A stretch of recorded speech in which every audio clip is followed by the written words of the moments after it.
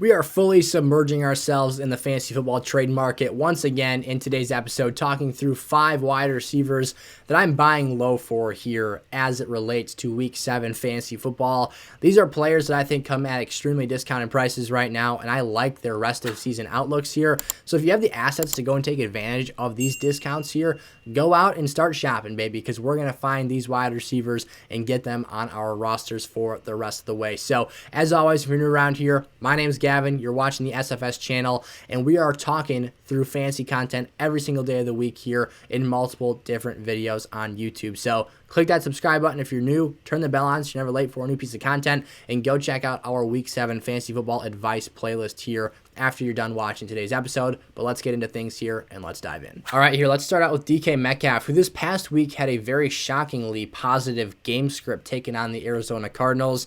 Him and Tyler Lockett had themselves some quieter outings after not necessarily having to produce in the passing game because they controlled the tempo of this contest throughout the game. Now, they won 19-9 here in Week 6. However, the one touchdown that came from the Cardinals was on a blocked punt. So Seattle really could have won this game 19-3, and while the flashiness offensively wasn't there, they played the clock very well, and overall, their time management was spectacular. So they didn't put the ball in harm's way.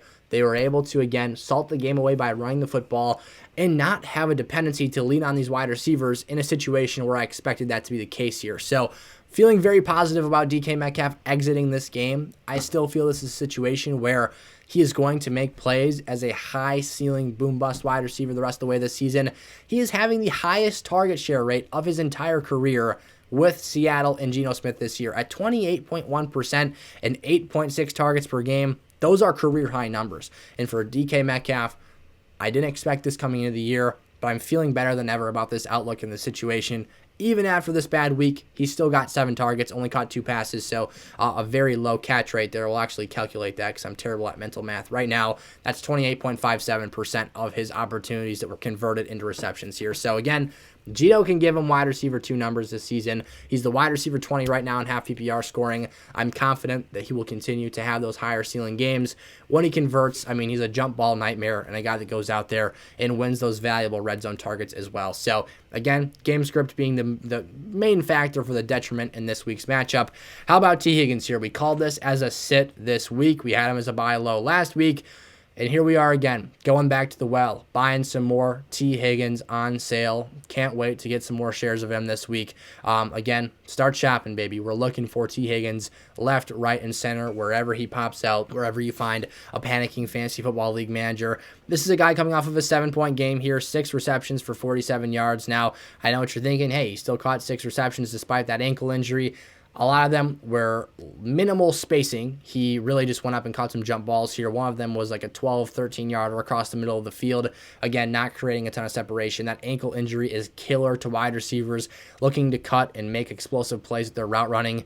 I feel bad for the guy, but as we've seen here, the trend with Gabe Davis and Amon-Ra St. Brown, other high-caliber fantasy football wide receivers that suffer ankle issues, it tends to be a 2 to 3 week recovery time frame. Now, thankfully for Amon-Ra St. Brown, he had a bye week to soak up one of those games, but for Gabe Davis, it was the ankle ruling him out 1 week, the next 2 weeks being quiet. The third game comes out and absolutely balls. So for T. Higgins' timeline here, you've got a guy who you can argue that the injury was sustained prior to Week 5 at Baltimore, but Week 5 at Baltimore, very, very quiet, just 10 snaps played, this being Week 2 against the Saints here. Week 3 could be right around the corner here for Cincinnati in Week 7, or I would say at the latest Week 8 moving forward. So feeling very, very comfortable about this. Again, we talked about this earlier in the season. The gap between T. Higgins and Jamar Chase when they're both 100% healthy, I don't believe in terms of fantasy football is the widest gap in the world. T. Higgins, when healthy, did out-target Jamar Chase in Weeks 2 to 4, where he was healthy again,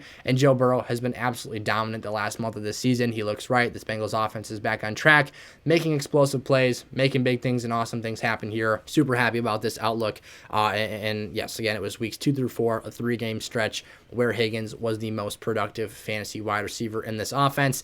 Ceedee Lamb now taking a look at the Dallas Cowboys. So this is a simple one here. You've got a situation where the last 2 games, Cooper Rush's production, at least in terms of delivering production to CD, has dipped a little bit. We've seen a decline in the overall numbers he's put up in the box score here. And with Dak Prescott, we're just hoping that this should get better here. He did have 11 targets week 1 the last time we saw Dak on the field against Tampa Bay. CD caught just 2 of those passes, so a very, very poor 18% catch rate for him in that week's matchup. However, for CD, I've been seeing flashes of the things you want to see: explosiveness, route running ability, run after the catch. It's all been there. He did put up a solid 5 for 68 stat line this week on 50%, a 50% catch rate. So he had 10 targets this week, but he took his lumps this week. It was a tough Eagles secondary. It was a team that we kind of expected to give Dallas a run for their money. They actually made it a closer game than I would have expected. They did make it close at one time. It was 17-20, but then I believe they lost. It was at 26-17. So, between James Bradbury, Darius Slayton, Darius Slay, not Slay, Slayton, and then the fact that you also have CJG, Chauncey Gardner-Johnson back there. I mean, what do we expect was going to happen? It was a tough matchup across the board, and Dallas has been kind of reeling with Cooper Rush offensively in terms of putting up ceiling numbers. So they should get better with Dak. Again, buying low on the production dip here. He's coming off back-to-back games with less than 10 fantasy points, and he's had double-digit targets here, what we were expecting and hoping to see this season, in 4 out of his 6, so 2/3 of his matchups, and has a floor of 8 targets in a game this season, which has been an occurrence twice. So he's gotten 8 or more targets every week in double digits, 4 out of the 6 games.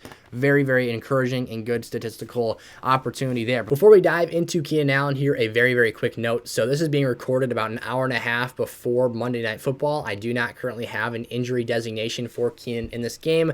My hope is they just shut him down here, don't play him, and he's inevitably healthy and ready to go for the next contest the Chargers play here, of course. But should something terrible happen, if Keenan suits up in this game and, has an unfortunate, circumstance unfold here, he is listed as doubtful, so I doubt as the injury suggestion suggests here that he probably won't play in this game. But again, noting that, so just so you guys know with this next take here.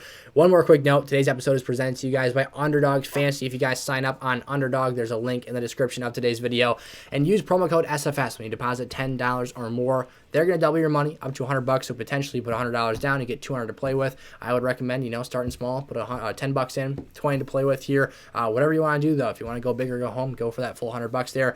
But deposit $10 or more using code SFS. You're going to get double your money to play with, as well as all of the information and content on my website, sizzlefantasy.com, which includes talking to me in my DMs on the community Discord server, which is also in the description of today's episode, absolutely free. So what does that mean? I'm going to help you set your lineups every week. I'm going to help you with your trade content. Anything you need from me, I will be available for you to use as a resource until this season's Super Bowl. That includes prop betting as well. They've got so many fun games on Underdog. And also, I've got bi-weekly rest of season rankings on the website you'll have access to, in addition to weekly positional rankings to use as a tool and reference for your lineups the rest of this season. So code SFS and Underdog, check it out. For Keenan Allen, though, welcome back into the fantasy football discussion here. We have not talked Keenan Allen, I don't think, more than once or twice this season. The twice reference being, I think back in week 3, I may have put him in a tiers episode. Maybe I didn't. I remember answering questions and comments about him, though.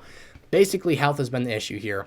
We saw him catch 4 of 4 passes, a 100% catch rate for 66 yards early in week 1 against the Raiders.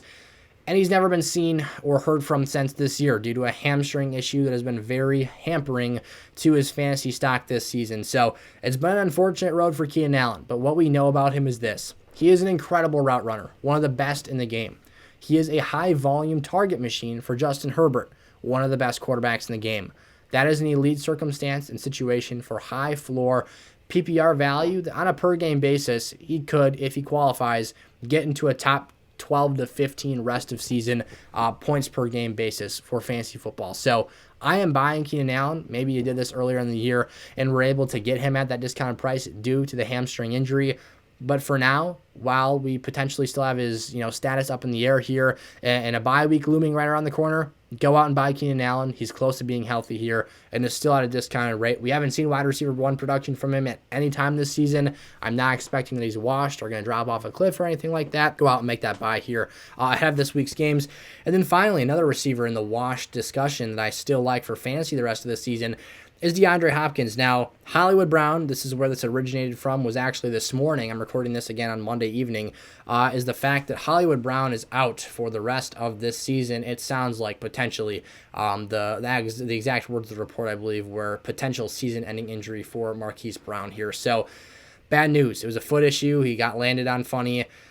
I was hoping it would be an ankle sprain. He'd miss a couple games here, and hoping, meaning like in a positive way, like I was hoping he didn't fracture his ankle and miss the whole year, or have some sort of a foot break and a Liz Frank injury that misses the entire season. That sounds more close to what we're going to be at here, though. Bad news for Hollywood Brown. Good news for DeAndre Hopkins stock, though, as you're going to see a guy who should be healthier than ever. A lot of players misuse the word washed for being injury prone here, which is something that's a fair tag for DeAndre Hopkins' injury proneness, especially in the hamstring and quad related areas. But you're coming off of a 6-week rest here, buddy. So hopefully you're healthy and ready to go. I'm anticipating that he should be extremely fresh. Think about everyone else in the field that's been tackling or being tackled for 6 games. DeAndre Hopkins has not been hit once since the summertime. So he should be extremely healthy, ready to go. It's a short turnaround this week to Thursday night. Robbie Anderson's coming into the situation via trade. If you're going to be concerned about D-Hop's status because of a Robbie Anderson trade acquisition, that's just a joke. It's something that should not be read into too much here. He'll have his games where he goes out there, catches one huge pass for 60 yards and a touchdown, and everyone's like, oh my God, Robbie Anderson. But between Rondale Moore and DeAndre Hopkins and Zach Ertz, I think that's more the direction of where this team is going here offensively. Robbie Anderson's more of a, he kind of suffices the Hollywood Brown role as a smaller receiver that has kind of a leaner stature and can take the top off of a defense. So D-Hop, I'm looking to buy him low here again, expecting that he's healthy. More bad game scripts for Arizona. They struggle to really start and finish contests, so it's overall a negative game script for them, which benefits fantasy pass catchers. So take a look at D-Hop this week. Again, I don't think he's washed. He's still a very good receiver when healthy. Was on a touchdown tear to start last year before he got hurt. And yeah, keep your eyes out for D-Hop here for Week 7 buys. If you enjoyed today's episode, remember, smash the like button, subscribe to the SFS channel if you're new around here, and as always, check out our Week 7 playlist. We've got advice videos up all over the channel right now, and go check that stuff out. Remember, code SFS as well when you deposit on Underdog Fantasy for the all-access pass on sizzlefantasy.com the rest of this season. So, thank you guys so much. I will see you in the next episode. Peace out.